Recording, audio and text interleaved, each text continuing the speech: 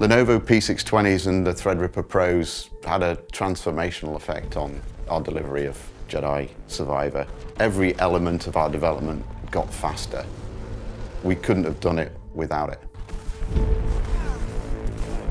Respawn is a game development company founded over 10 years ago, devoted to creating quality AAA video game experiences, from Titanfall to Apex Legends to, of course, my team, which works on Star Wars Jedi franchise. After releasing Jedi Fallen Order, we knew we wanted to do more and kind of push the envelope into many directions that we weren't able to do for the first go-around. We have a huge number of speaking narrative characters in this game, and that means they have facial animations, they have gestures, they have idle animations. We also have a giant combat cast as well. We wanted to double down on giving the players more choices on how they play the game. Everything is bigger. The environments and the vistas are bigger. It's allowing us to give a richer experience to everybody. COVID struck very near the beginning of this project's life cycle.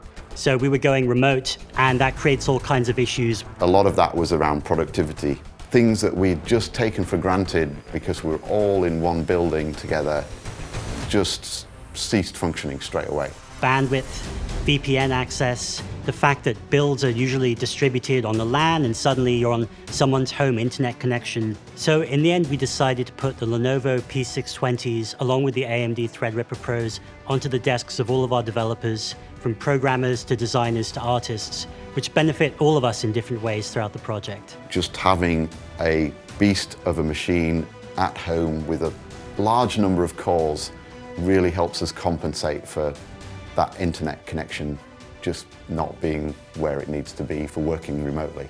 One of the concepts behind Respawn as a company is kind of finding the fun, the idea of gameplay that feels good. We'll have a goal in mind or an idea that we want to try out. And we take some of those ideas and we run forward with them as quickly as we can to prove them out. The faster that we can iterate and get that in the hands of our dev team, the better quality we get to, and ultimately that's the better game for the players. We're running in Unreal 4, which was the same engine from Jedi Fallen Order, heavily modified to support our project and all of its varied needs. There are some key technologies in Unreal Engine that we're exploiting, and one of those is the HLOD system. One of our levels was creeping up to 12, 13 hours to build that HLOD data. And similarly, for min-spec PCs that don't have ray tracing, we need to bake in the lighting. That was taking 3 days for one section of the game. By employing the Threadrippers, we've made that a third.